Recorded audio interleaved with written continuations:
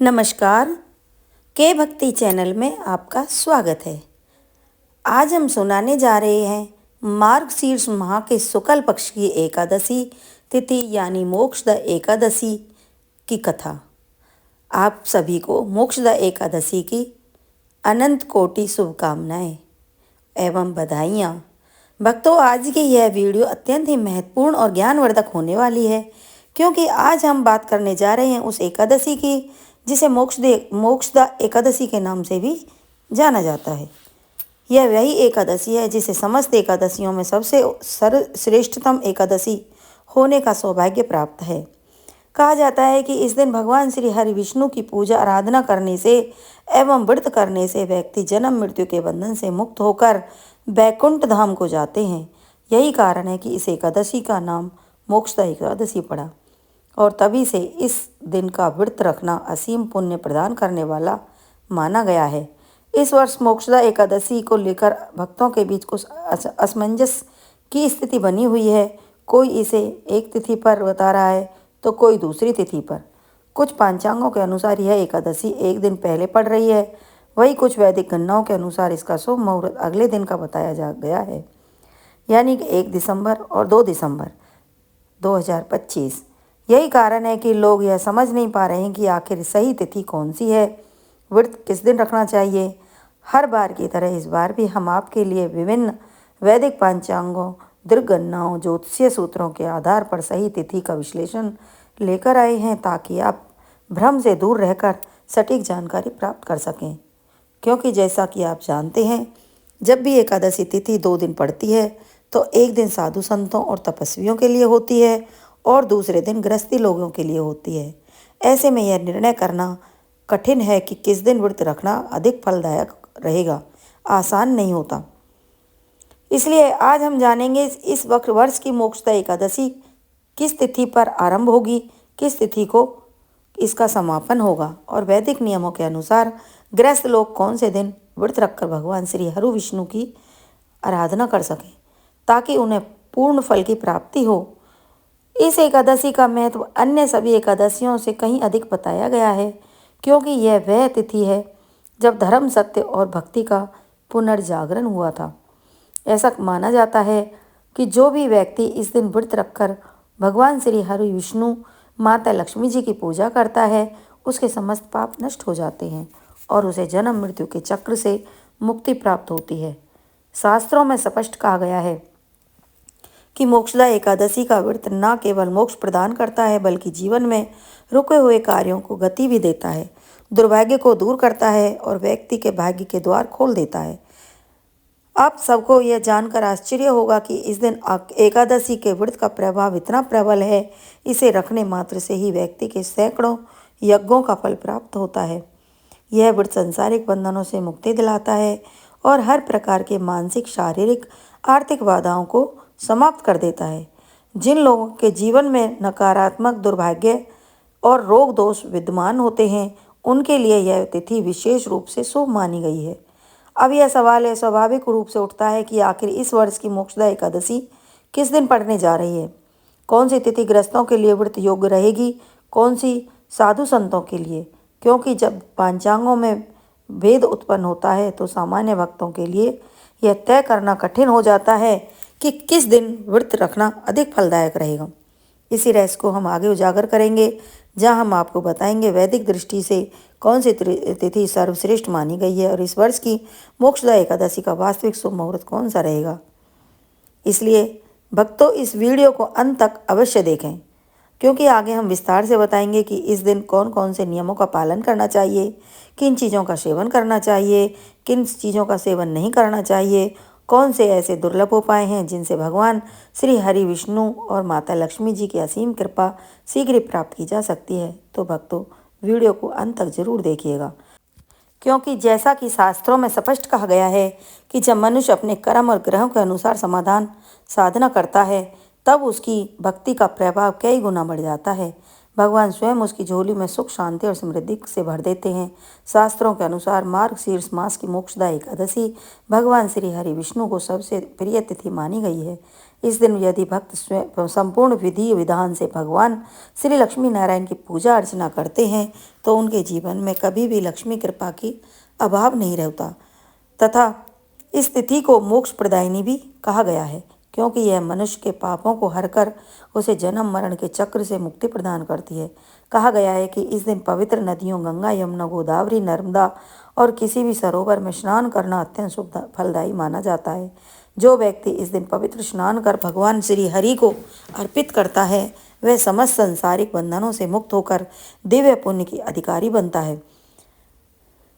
भक्तों, श्रीमद् भागवत महापुराण में वर्णित है कि जो व्यक्ति एकादशी के दिन भगवान श्री हरि विष्णु की आराधना करता है, उनका स्मरण करते हुए व्रत का पालन करता है, उनके जीवन से दरिद्रता, कलह, नकारात्मकता सदा के लिए दूर हो जाती है। इस दिन यदि कोई व्यक्ति भगवान श्री हरि और माता लक्ष्मी को केवल एक पवित्र वस्तु समर्पित कर देता है तो उसे संपूर्ण एकादशी व्रत का फल प्राप्त होता है।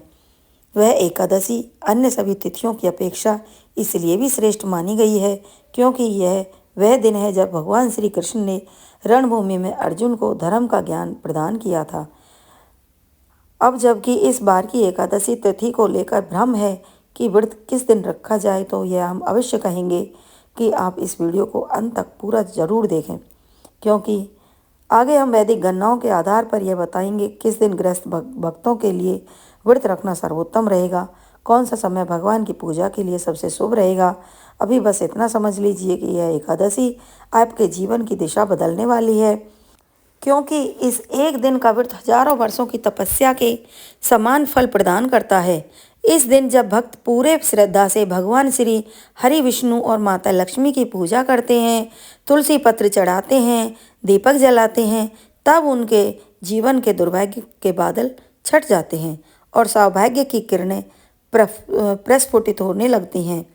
इस कारण इसे सर्व पाप नाशनी, सर्व कल्याणी, सर्व सौभाग्य प्रदायिनी एकादशी भी कहा जाता है।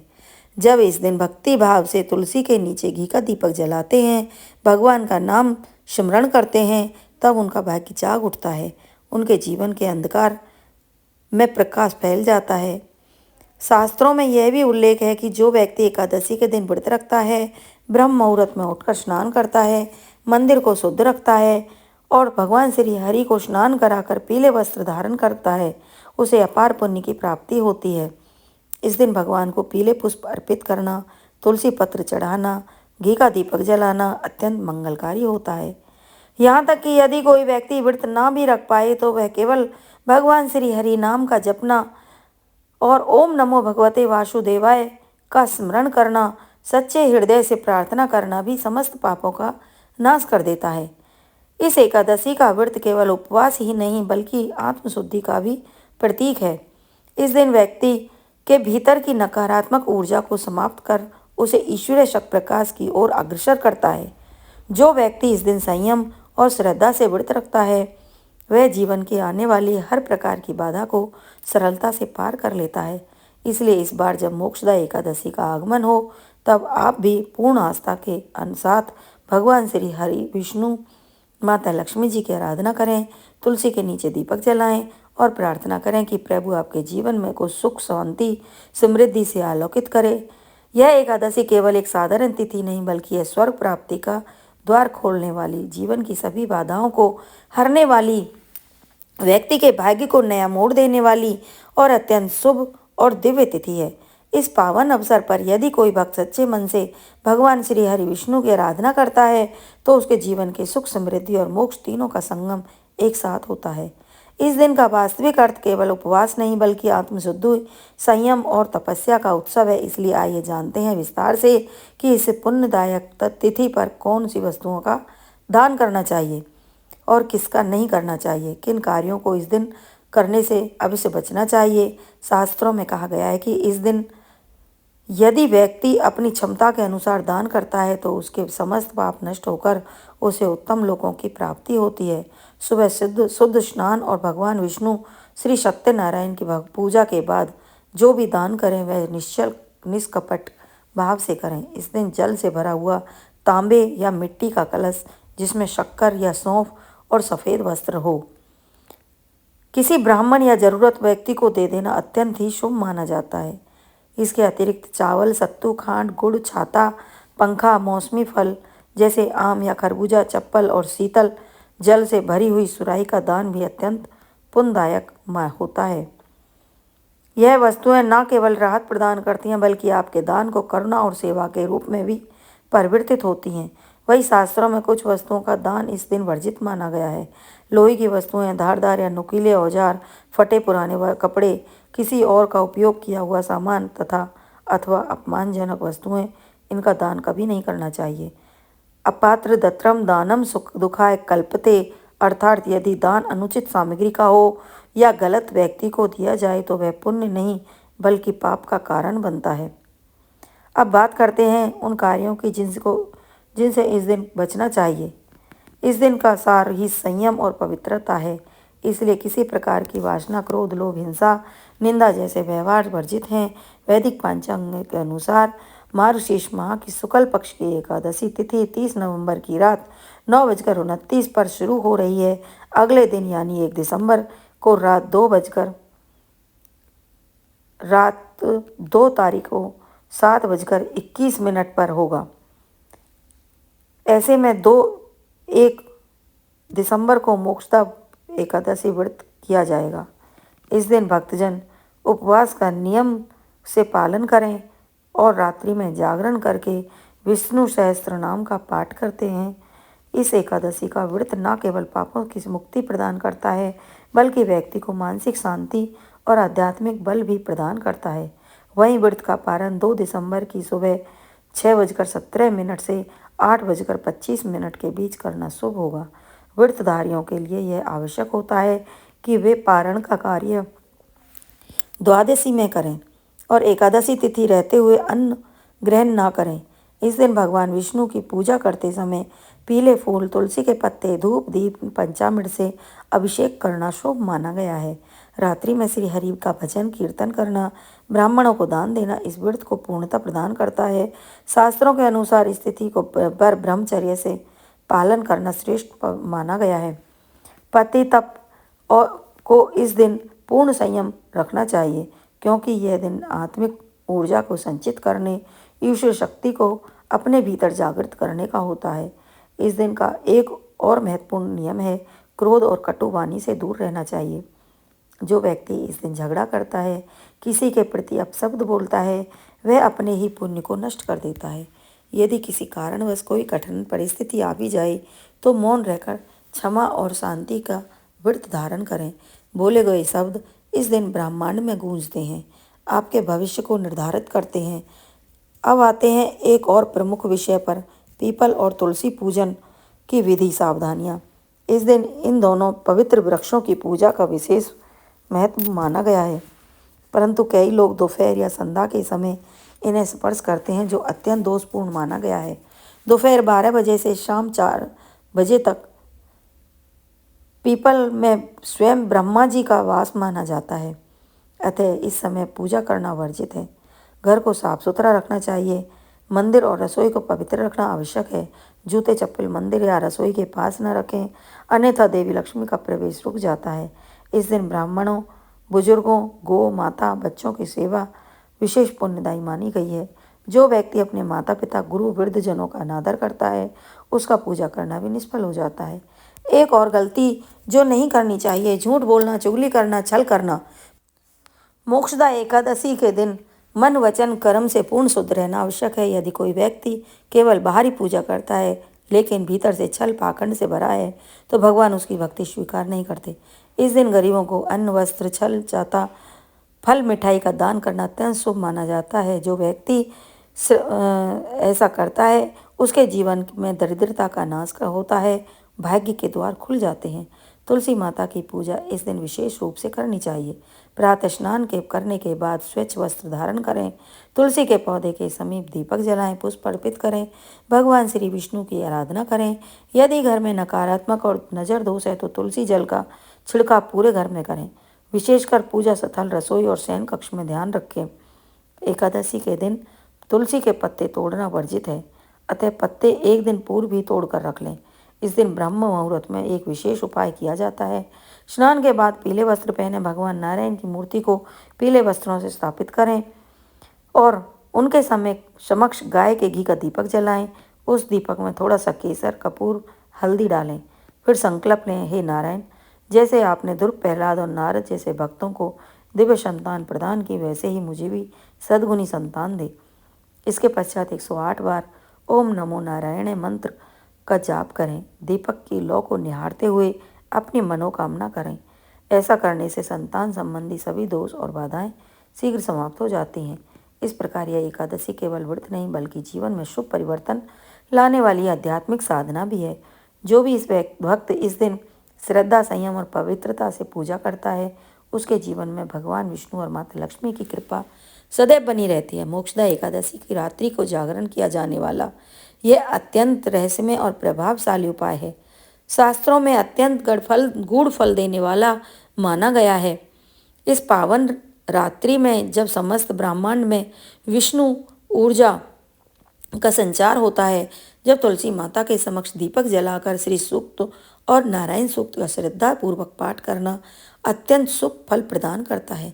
इन सूक्तों के उच्चारण से उत्पन्न दिव्य कंपन एक आदर्श आध्यात्मिक शक्ति का निर्माण करता है, जो जीवन में नई सद्भावनाओं और शुभ ऊर्जाओं के द्वार खोल देता है। क्योंकि कहा गया है, मोक्षदा एकादशी की यह रात्रि वह क्षण होती है जब भगवान श्री हरि की योग माया जागृत होती है, और जो भक्त उस दिन पूर्ण भक्ति से इस सूक्तों का पाठ करता है, उनकी मनोकामनाएं शीघ्र ही पूर्ण होती हैं।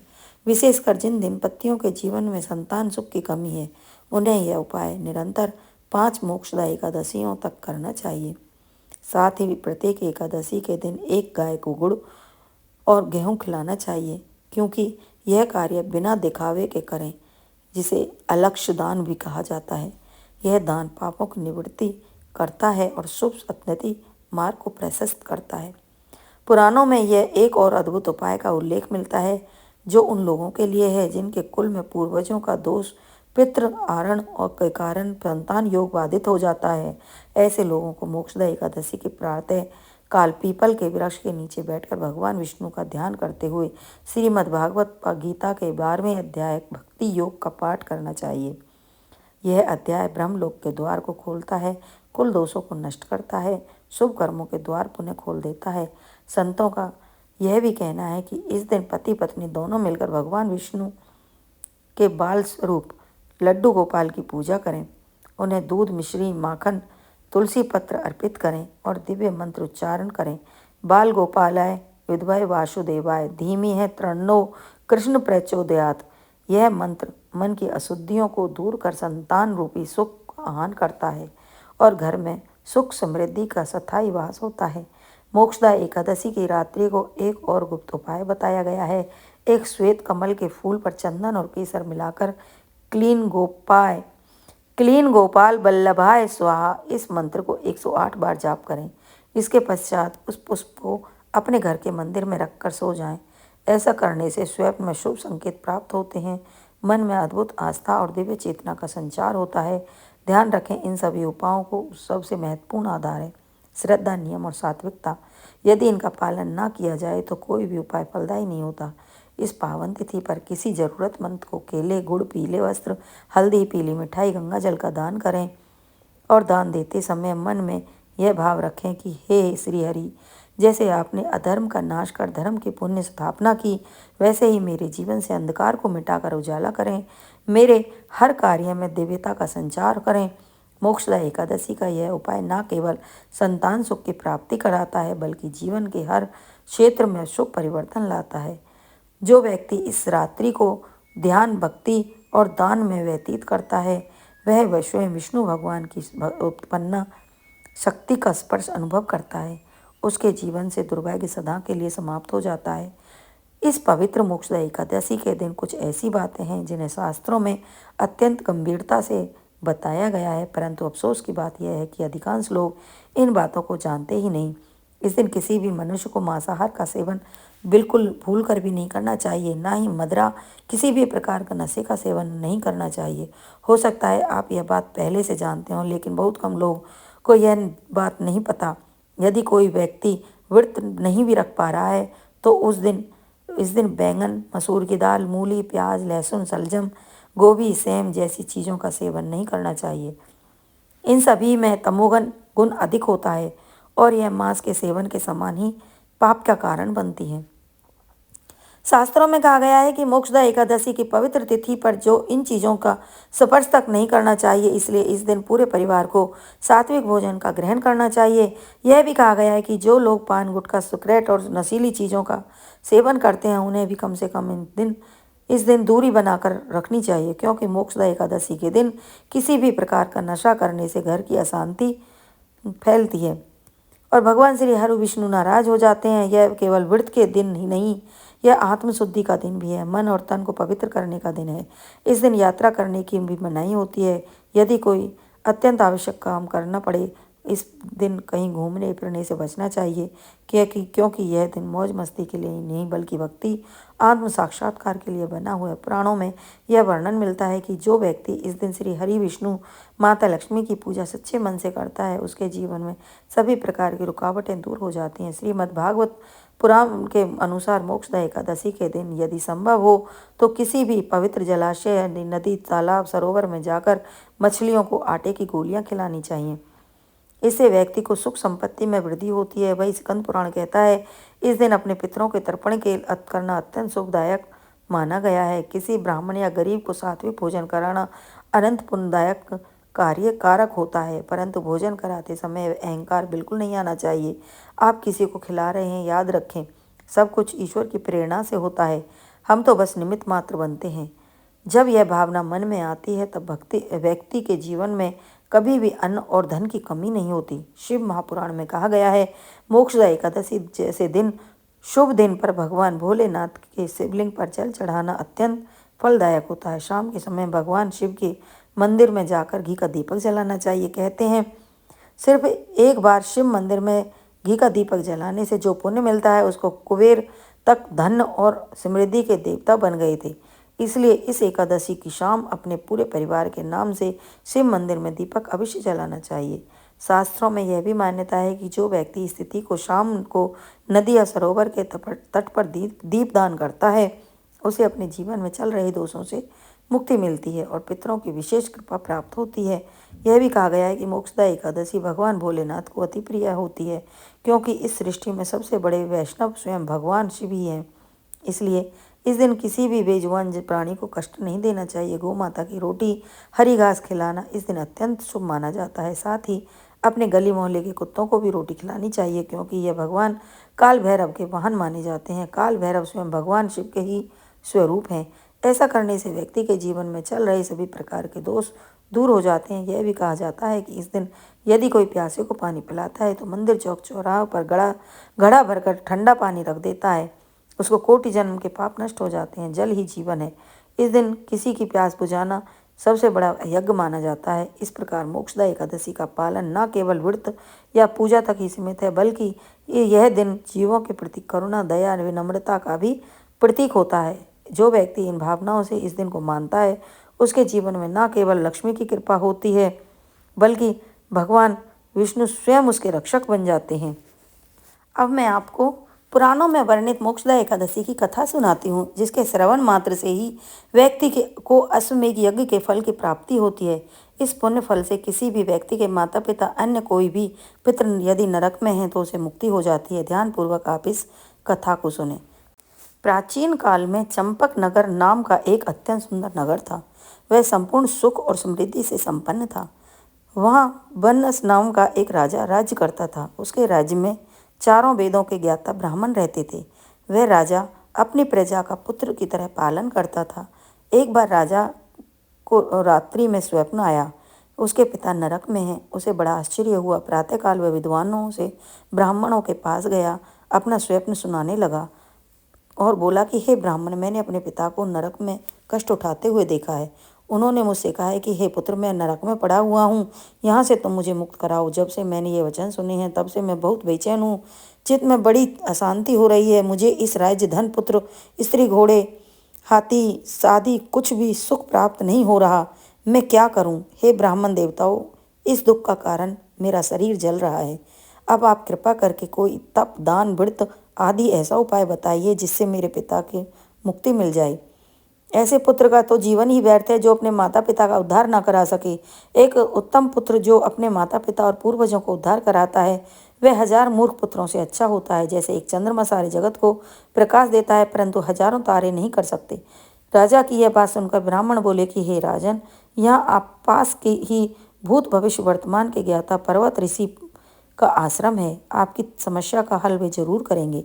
ये सुनकर राजा मुनि के आश्रम पर गया और आश्रम में अनेक सांचित योगी और मुनि तपस्या कर रहे थे। उस जगह पर्वत मुनि बैठे हुए थे। राजा ने मुनि को प्रणाम किया। मुनि ने राजा से कुशल क्षेम समाचार पूछने के बाद आगे पूछा तो राजा ने कहा कि महाराज, आपकी कृपा से मेरे राज में सब कुछ कुशल मंगल है, लेकिन अकस्मात मेरा चित्त अत्यंत अशांत होने लगा है। ऐसा सुनकर पर्वत मुनि ने आंखें बंद की, भूत विचारने लगे। फिर वह बोले कि हे राजन, मैंने योग बल से तुम्हारे पिता के कुकर्म को जान लिया है। उन्होंने अपने पूर्व जन्म में कामातुर होकर अपनी पत्नी को ऋतुदान नहीं दिया था। उसी पाप कर्म के कारण तुम्हारे पिता नरक में पड़े हुए हैं। तब राजा ने कहा कि ऋषिवर, कोई ऐसा उपाय बताइए। मुनि बोले कि हे राजन, आप मार्गशीर्ष की एकादशी का उपवास करें और इस उपवास का पुण्य को अपने पिता को समर्पित कर दें, जिसके प्रभाव से आपके पिता की अवश्य ही नरक से मुक्ति होगी। मुनि के वचन सुनकर राजा महल में गया। मुनि के कहे अनुसार कुटुंब सहित मोक्षदा एकादशी का व्रत किया। इसके उपवास का पुण्य उसने अपने पिता को अर्पण किया। उसके प्रभाव से राजा के पिता को मुक्ति मिल गई और स्वर्ग में जाते हुए वह अपने पुत्र से कहने लगा कि हे पुत्र, तेरा कल्याण हो। यह कहकर वह स्वर्ग को चला गया। मार्गशीर्ष के शुक्ल पक्ष की मोक्षदा एकादशी को जो व्रत करते हैं उनके समस्त पाप नष्ट हो जाते हैं। जो इस कथा को पढ़ते हैं या सुनते हैं उनको वाजपेयी यज्ञ के समान पुण्य फल मिलता है। यह व्रत चिंतामणि के समान सब कामनाएं पूर्ण करने वाला और मोक्ष देने वाला है। बोलो श्री हरि विष्णु की जय। बोलो सच्चे दरबार की जय। अगर आपको मेरी ये वीडियो पसंद आती है तो प्लीज़ मेरे चैनल को सब्सक्राइब करें, वीडियो को लाइक करें, हो सके तो शेयर करें, ज़्यादा से ज़्यादा कमेंट करें। कमेंट में जय श्री हरि विष्णु, जय लक्ष्मी माता लिखना ना भूलें। बोलो श्री लक्ष्मी नारायण की जय। बोलो सच्चे दरबार की जय। जय जय श्री राधे श्याम।